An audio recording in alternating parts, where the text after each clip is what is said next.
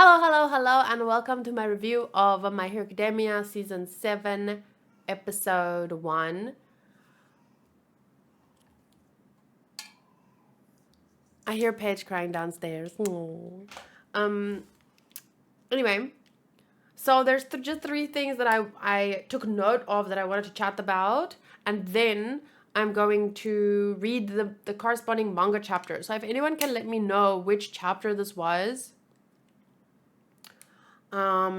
then that would be pretty cool. The first thing that I wanted to mention was just the Tokyo Ghoul opening. Is it the same artist that did the Tokyo Ghoul openings? Because I'm like 90% sure that it was. And I really love that guy. And I'm sorry, I don't know the singer's name, but there was first take Tokyo Ghoul. There's this video, TK Unravel the first take. So in this, he does the song in like one take, and it's just so raw and real. It's TK, so that's his name. Okay, so you guys, if you haven't gone to the first take and listened to this specific version of the song, then you should definitely do that whenever you have time. I'm kind of indifferent to the opening still. It needs to grow on me. For me, it's an instant like, because, you know, I have a bias for this singer because of the Tokyo Ghoul openings and, you know, just his amazing talent. And it really gives me an interesting vibe. It's definitely different for My Hero Academia, but I think, you know, considering it's season 7 and the things have gotten this far, to me it feels like a change is warranted. The My Hero Academia chapters are 329 and to 331. Okay.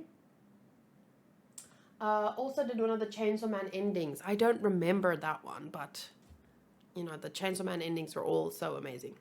So to get him to do an ending and do this opening, I just think that's great.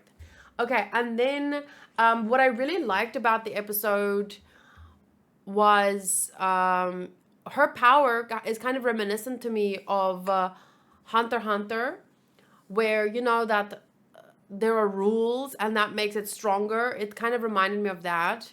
And then even the way that he was dissecting her power, it felt to me very Hunter x Hunter like. But they kept it really entertaining with the visuals and stuff, and the, you know, it looked very American cartoony, if that makes sense. Like this part, I mean, that looks like a comic book, you know, and I don't know, a lot of it just looked, there's just great visuals that keeps you entertained, and her power is so interesting, so it's definitely interesting to listen to. I mean, it was just a short part of the episode, but fingers crossed, I'm counting points. Yay, go Hanku, good luck. So I just wanted to point out that I really liked how they revealed information about her power. And I think it's a really cool power, and this part was insane. What she did here and how it looked and stuff, I thought that was really amazing. And then there was one part where I said, and this is going to be a little bit difficult to discuss because I don't have the right words. So please take the words that I use off the top of my head to try and explain my feelings. Please take them with a grain of salt. Hi, Sotos. Because I'm not sure how to put what I mean, but I'm going to try. So there was a part where Shigaraki it's like he doesn't even know, he knows he's himself, but he's also all for one, but he's also, they're melding together, and it's like, and he has so much hate, like it seems like he's not even, it's past the human limits of the kind of hate we can feel. Like it's insane to me. And I said, like, I feel sorry for this guy at this point, not because I'm like, his so backstory is so sad. It's not like that. It's just, I feel a sense of like this man has lost his humanity. It's like it's like looking at a a pinned and abused wild animal. Like when a wild animal goes berserk and kills people in its rampage, or like, of course you feel sorry for the people who died, but it's an animal. You can't, it's like, it's not even, when you look at an animal, you can't really feel anger for an animal because it's not like they want to hurt, or, and it's not the same for him, but I'm trying to give a comparison. It's like he doesn't even, like, it's so mindlessly, I don't even know how to this is a new episode, Sotos. I don't know how to put it into words, honestly, but it just felt to me like, what is he? Who is he? How is he? Like,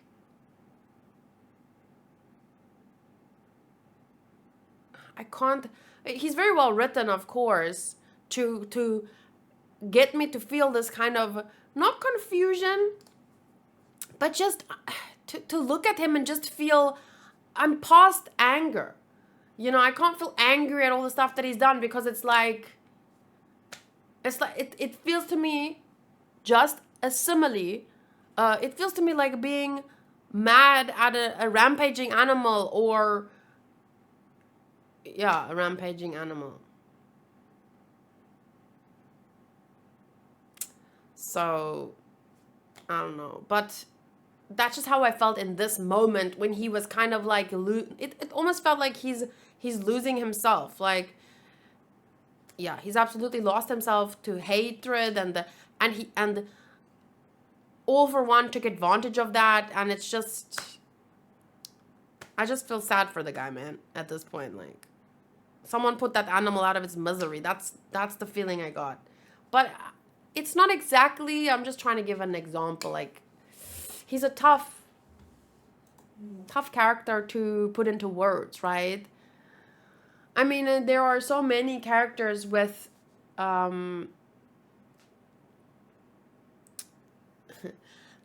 there are so many characters in the show who have gone through really terrible things, and how to say it links back to that quote he said to Deku about, sometimes the only way to save someone is to kill them. Like, I doubt that that's going to be the answer in the end. There are times when you need to kill someone to save them, but it's so amazing to me that the show has written this character so well that even I feel that. And I'm the kind of person, like, I don't believe in the death penalty and stuff like that, but even I feel this, you know. And I'm not even mad anymore. I'm just like, just put an end to his misery. But okay, besides that, being a very interesting, well-written character, and there's so much to delve into there, especially with the parts about how they've been treated, and like, so well written. But I'm not going to delve into it right now, because I do think we talked a lot about that last season, you know, and even, I mean, I've talked about this stuff during Naruto, I've talked about this stuff during Attack on Titan. I'm just not the kind of person, like, even if bad things happen to you, doesn't mean you get to perpetuate bad things onto the world, because then there's going to be no end to it. If we justify bad things by, you know, saying, but bad things happen to you, then it's never going to end, because everyone's just going to, you know. And I know that there are limits to that. But like I said, I've already had this conversation so many times. Last season, during Naruto, during Attack on Titan, there had to be more shows where this is a very important discussion. But for me, it doesn't matter, those conversations, anymore until what they're doing is stopped. Once they've been stopped, then can we discuss, okay, why are they doing it? But until we can stop them perpetuating bad things, that discussion doesn't hold any water. Like, we should focus first and foremost on this should be their actions. The perpetuation of the terrible actions should be stopped before I can think about why are you doing it. So I'm really excited for this character.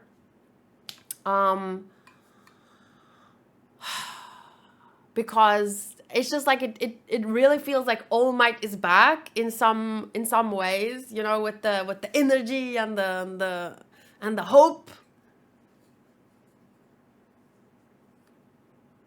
Save people now and discuss the morality of social terrorism later. I wouldn't say the morality of social terrorism is the topic of discussion, but why hurt people hurt others and what they deserve, like that's the topic of discussion that we can put on the back burner. Like, because if you really want to eradicate pain and suffering in the world, you're going to have to take a look at what makes those kind of people. But first and foremost, I think we should stop people being hurt, stop the perpetuation. And after that, can we worry about how do we prevent people from becoming bad? Because there are also, you have to take into account that there are many people who go through the worst in life and they don't become what they hate. So we can't just give a pass. Oh, well, so, yeah, but once again, I can't talk about it again. I'm too tired of this conversation. Morka got me so patriotic. Let's go, Star and Stripe. Okay, spoiler, before we talk about that, I wanted to say I finally got. Yesterday you sent bits and you said great reaction. I liked it a lot. And I clicked today. It was a Dumb and Dumber reference. You didn't just say I liked it a lot. You said I liked it a lot. The way that Jim Carrey said it. Anyway.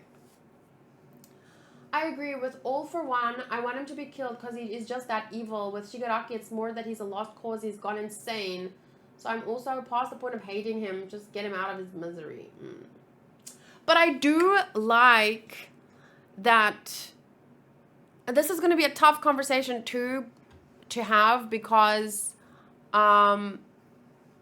this is too tough of a conversation. Maybe I should talk to Cherry first about it and then discuss it next week. But there is something that I would like to say about this America character. Because I know that a lot of, even in America itself, there's like half of it that really hates itself. Because, you know, all countries have done some shitty stuff. Especially because, you know, war and I don't want to talk about the bad stuff, but every country has its terrible, terrible things. And from the past, from the present, corruption is rampant. So I know there's bad stuff, but there's still something about America. I mean, there's a reason why there's so many people that move there, you know, for the dream. And I get it. You know, the dream is not exactly what you get there and then maybe it's not exactly what you thought or this or that. But you have to admit that in terms of quality of life, like, I guess it looks different to me because I'm from South Africa. So I wouldn't really call us a first world country. It's more like a second to third world country. Although the area that I live in is pretty good because I can afford it. Thank you guys. But for the most part of my country, of Africa in general, it's not a first world country. So we look at America and this is what we see, you know, because the people have good quality of life there, freedom and what. I don't know how to say it, but I like that this character embodies that, the best side of America, you know, the stars and the stripes and the spangled banner or whatever. Like, I like that. I like to see one character that's not kind of, I don't know how to put it. Like, you see a lot of, in the media, I don't know, you see a lot of hating America right now, and it's kind of divided against itself, and it's bad. From the outside, watching what's happening in America, it's bad. But there's still, for people on the outside, like me, the way I grew up, what we know and what we saw, this was kind of the America we knew and what I feel like America could be, an example to the rest of the world if only they stop fighting with each other. But even that same thing counts for my country too. Our country has so much potential, but we're so busy fighting each other that we don't realize our potential. So what I like about this character is that, and this is what I've been trying to say with all of this rambling, is I like that she is this kind of symbol about what we could be or what we should be. And even for her, her example was All Might. And that's what All Might always was, you know? So, I don't know. I like characters like that, and I hope we get to see more of it.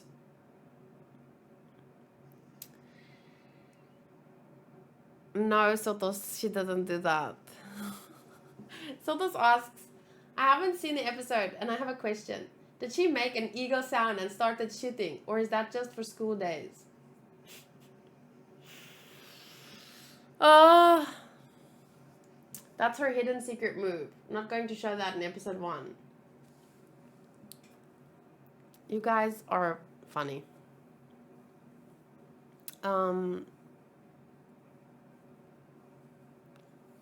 Quirk, gun. It makes me think, jokes like that always make me think. And I was speaking to someone about this the other day. Maybe I should read it. In which episode was it?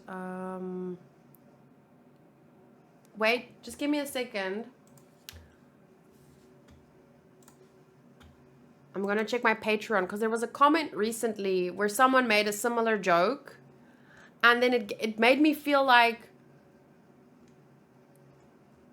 every country has its problems, right? But imagine if people made the kind of jokes people make about America. Imagine if people make those same jokes about the worst part of my country. Like, you know, what is my country infamous for? Like, because now people make a lot of shooting jokes of America, even though I don't think America, among the 40 largest countries in the world, the United States ranked 4th after Colombia, Brazil, and Mexico in terms of having the highest rate of deaths due to firearms. I know everyone always talks about America because it's cool to hate it, but I always find it funny when people make this specific joke. And then I compare it to, like, my country. The most interesting thing to me is making gun violence jokes is so normal, and, like, everyone just, it's such a, you do it immediately. But if we look at what my country is infamous for, who's going to make a rape joke? Because my country is like the rape capital of the world, but not literally. It might be top 4 as well, but South Africa is practically the rape capital of the world, but no one thankfully makes fun of our main issues. Oh wait, never mind. Sotos always makes fun of Africa not having water, but I just thought it was interesting. It's interesting that, you know, America always takes the brunt of these jokes, but if you try and flip it around on each country and make these same kind of jokes, I'd still rather live in America with their problems than my country sometimes.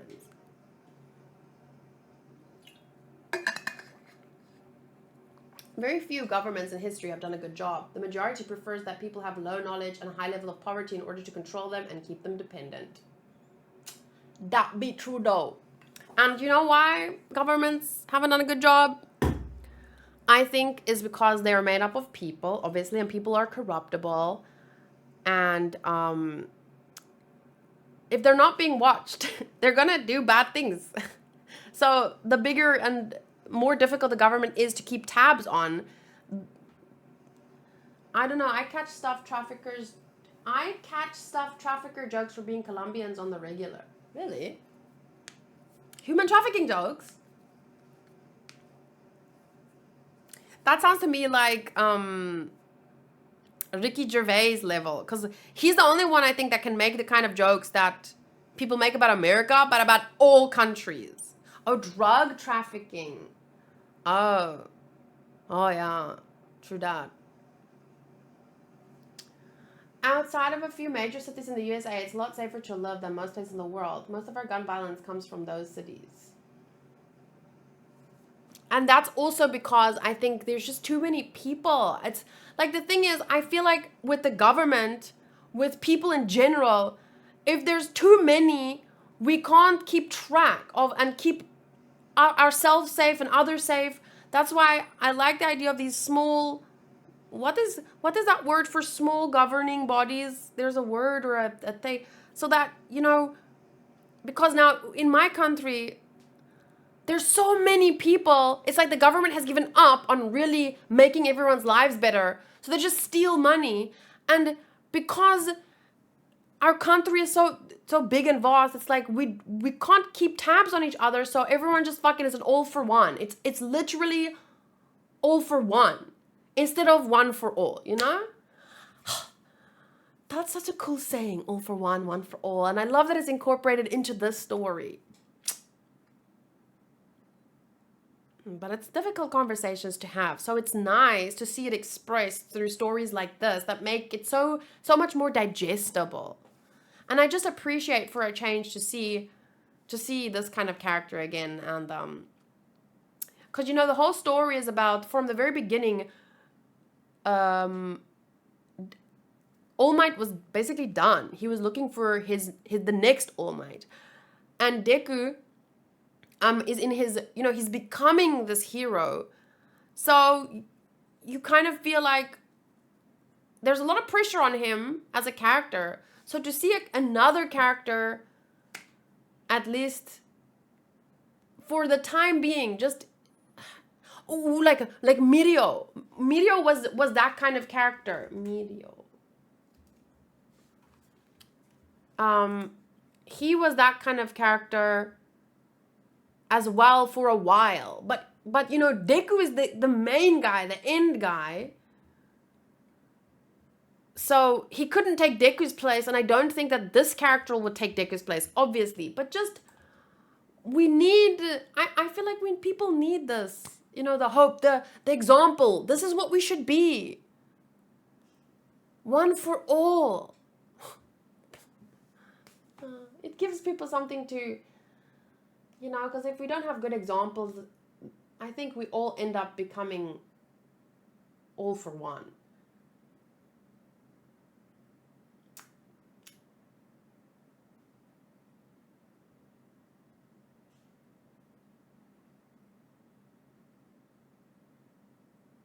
Deku cried his way in.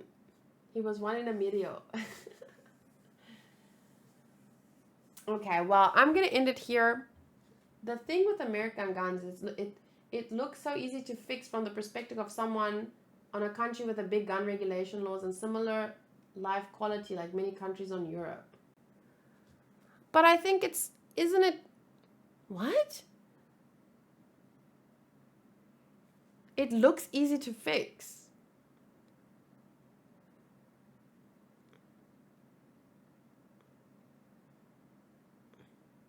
It looks easy to fix from the perspective of someone in a country with big gun regulation laws and similar life quality.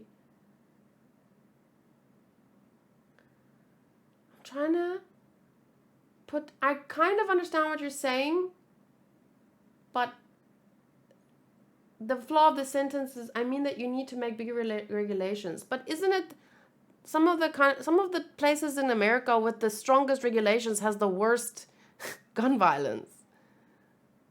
Isn't that true? I don't think it's about regulations. I think it starts before that. People wouldn't need to use guns and shit. I think that's like a band-aid. What you think is going to help is not actually the problem. Taking people's guns away is not actually the problem. You need to change things before that. You need to make it so that people don't need guns. You can't be in a place like me. Okay, well, once again, I stay in a good area because I have money to pay for gated community, so I feel safe. But you can't live in a shithole because the government keeps stealing the money or, doing whatever governments be doing, and then expect the people to not, like, you should just, even though this place is a shithole, you should just feel safe and not want guns. Like, you can't regulate afterwards. You need to regulate before. You need to make it so that people don't need that. You understand what I'm saying? I feel like it's a backward solution, which in the end will make things worse. Because now it's like, I don't know how to explain it. It's like you're making half the citizens, how to say it?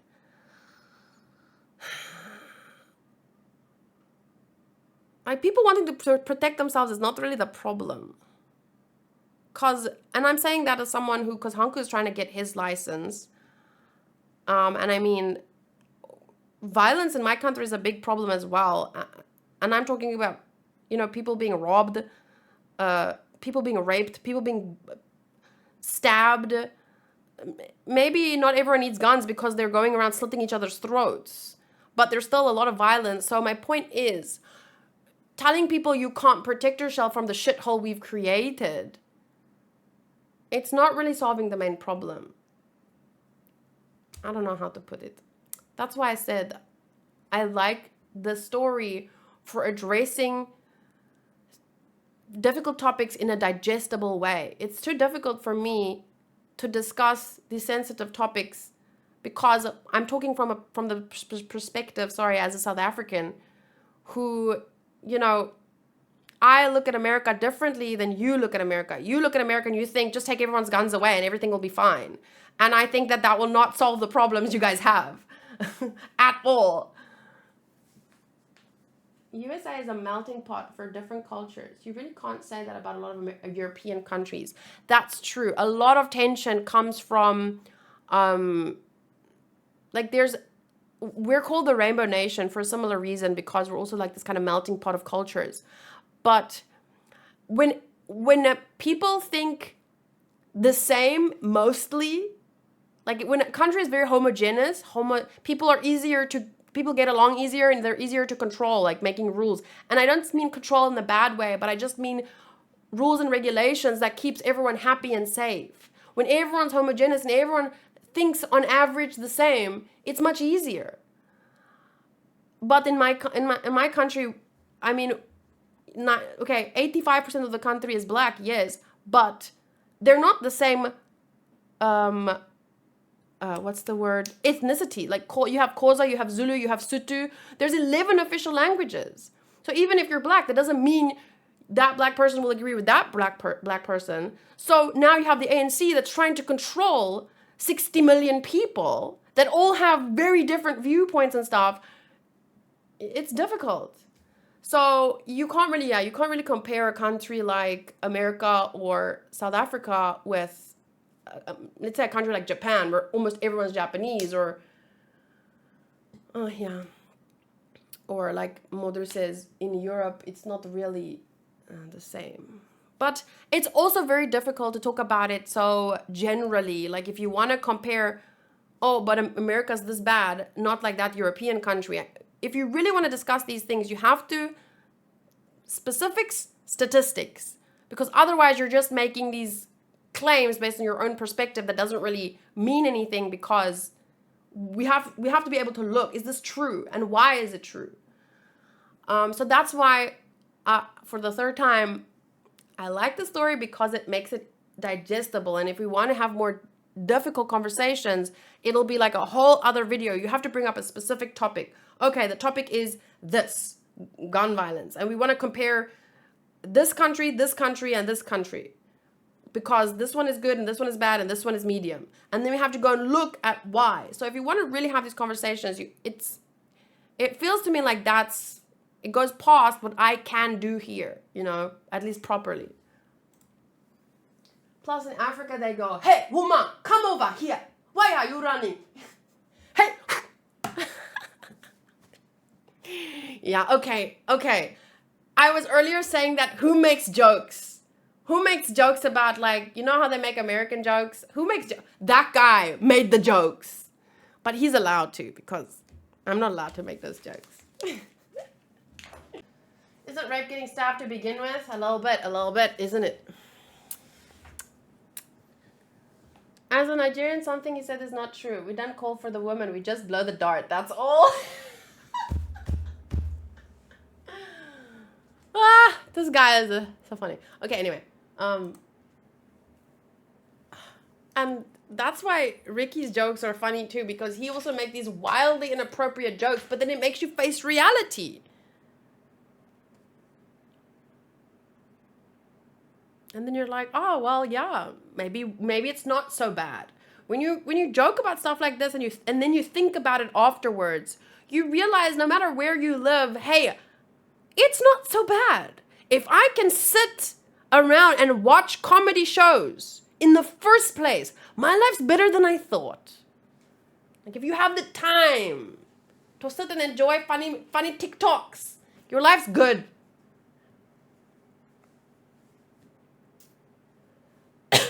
But yeah, okay. That was a really good episode. I'm really excited for the season. I know that they started it 4 weeks late, but I'm glad they started it here. I'm glad there was the recap for those who needed it. And at least it was what it was. You know, recap. You know what you're getting into. And then they started here, and they started with full swing. This is what the first episode of a season should be like, for me, at least. I think, you know, you come out swinging. Sorry. Okay, seasonals. My Hero Academia.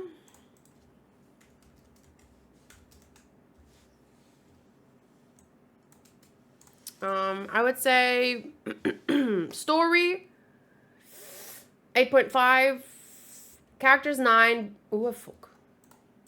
Not plus, 9. Characters 9, visuals 8.5, audio 8.5, enjoyment 9.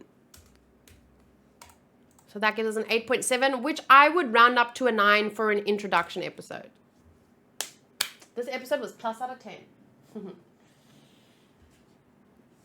I love this moment. Which moment was that? She's not that bigger yet. What? Oh, you mean the video we were watching? Yeah, that's a funny moment. Hey, woman. Ah. So many conversations to have just based on that joke alone. But once again, it's funny for a while, but then you go home and you think about it. Anyway, thank you guys for watching. Thank you, Mike, for editing. I hope that the video stays on YouTube. I can't wait for next week. Probably we'll do it the same way. We'll do My Hero Academia first and then Dragon Ball. Vasilisk says, for me, it was a 9.5, a very strong start. Modru, a 9. Shoru, 8.5. Good scores all around. Tiago, also 8.5. But in terms of character, this character to me, she can be a 10 out of 10 character. I can't wait. Isn't Demon Slayer coming out soon too? Next week? Yeah, next week, Sunday. I believe. See you next time. Bye.